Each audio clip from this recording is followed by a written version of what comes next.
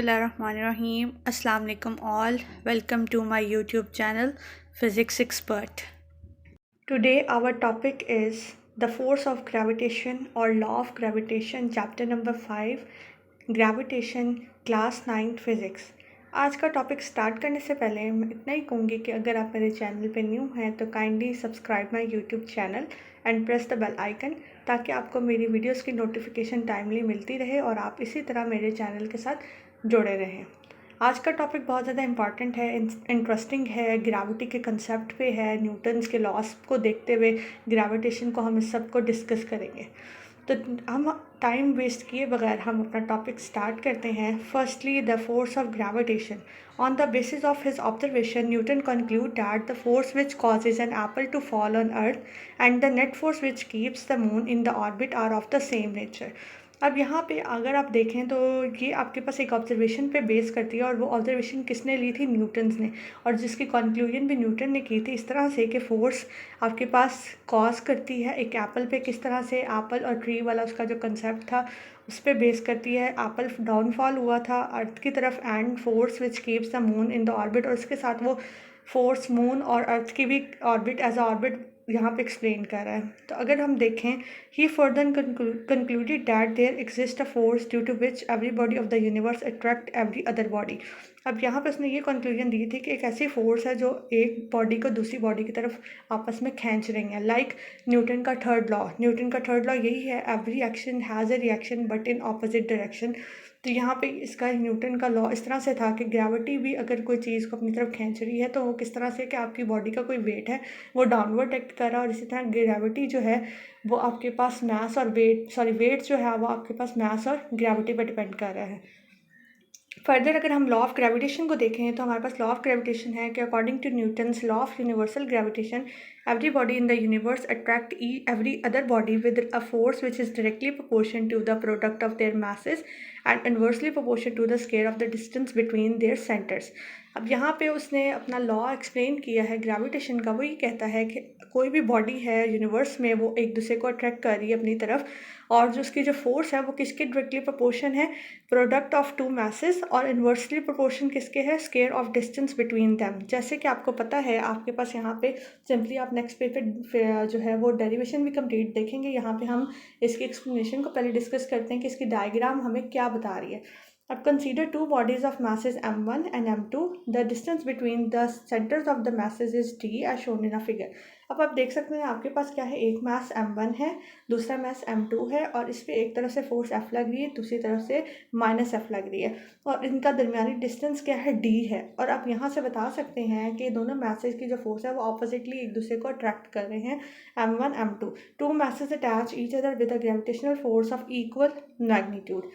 Further अगर आप देखें तो आपके पास इसका जो फार्मूला है वो क्या बन गया? F is equal to G m1 m2 over d square.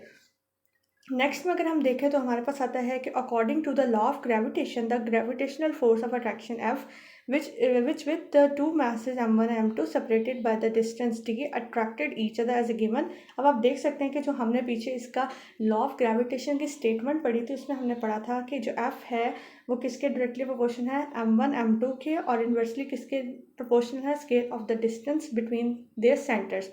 अब f is directly proportional to m1 m2 और डी स्केयर हमने इसको इक्वेट किया इक्वेशन को, तो हमारे पास जब हमने इस प्रोपोर्शनैलिटी का साइन रिमूव किया तो हमारे पास वैल्यू आई।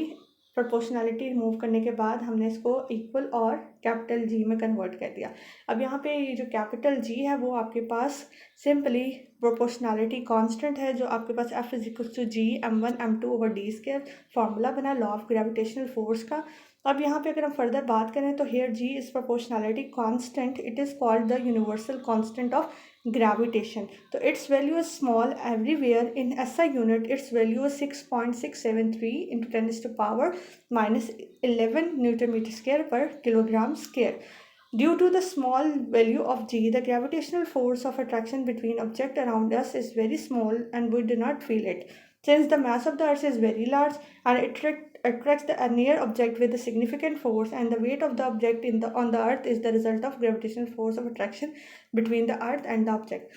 अब आप सिंपली ये सारा कंसेप्ट देख सकते हैं कि वैल्यू ऑफ जी जो है हमारे पास, उसमें ग्रेविटी की जो वैल्यू है वो अर्थ पे ज़्यादा है, इसलिए हमारा मैसेज और जो होने की वजह से ग्रेविटी और हमारा मैथ उसका कंटेक्ट बना हुआ है, और हम इसी तरह ग्रेविटी की वजह से हम इस अर्थ पे स्टेबलाइज खड़े हैं। ठीक है, अब यहाँ पे बात आती है कि आपके पास ये वैल्यू जो है 6.673 × 10⁻11 जो आई है, ये आपके पास कांस्टेंट है। लेकिन अगर यहाँ पे बच्चे कंफ्यूज होते हैं हमेशा यूनिट बनाने में।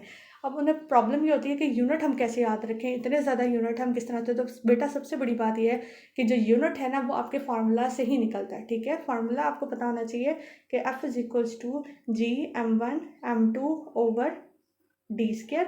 अब आपको पता है यहाँ पे आपने क्या निकालना है, जी की वैल्यू, तो आप जी को इस साइड पे ले आए, मतलब यूनिट निकालना है ना इसका। तो क्या हो जाएगा, ये डी इधर एफ के साथ जाके मल्टीप्लाई हो जाएगा, तो F/d² divided by m1 m2।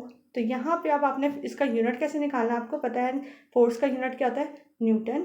D का मीटर होता है, तो d² क्या हो जाएगा, मीटर²। और आपके पास डिवाइडेड बाय m1 m2, तो आपको पता है ये क्या होता है, kg, एक का और दूसरे का भी kg। अब जब आपके पास फार्मूला बना है तो आप इसको इस तरह से लिख सकते हैं, फर्दर Nm²/kg।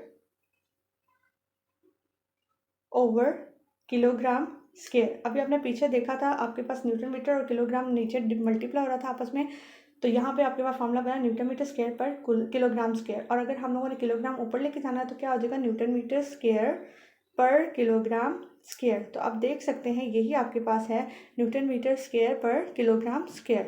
तो -2 इस पर को कहते हैं हम। ठीक है, तो अब फर्दर आपको जो है ये टॉपिक में क्या बातें समझ आने वाली हैं, आपने सबसे पहले इसका फोर्स ऑफ ग्रेविटेशन को देखना है, न्यूटन की ऑब्जर्वेशन को थोड़ा सा बताना है, फिर आपने लॉ ऑफ ग्रेविटेशन को बताना है। लॉ ऑफ ग्रेविटेशन में सबसे पहले आप उसकी स्टेटमेंट को बताएंगे, फिर आप उसकी एक्सप्लेनेशन विद डायग्राम बताएंगे, उसके बाद आप लोगों ने इसकी मैथमेटिकल एक्सप्रेशन बतानी है, और फोर्स ऑफ ग्रेविटेशन जो आपके पास फार्मूला है F = G m1 m2/d² आपने बताना है। और फर्दर आपने लास्टली उसका कंक्लूजन इस तरह बताना है कि जो जी की वैल्यू है वो यूनिवर्सल कांस्टेंट है, हमारे पास जो उसकी वैल्यू बनती है वो 6.673 × 10⁻11 Nm²/kg² बनती है।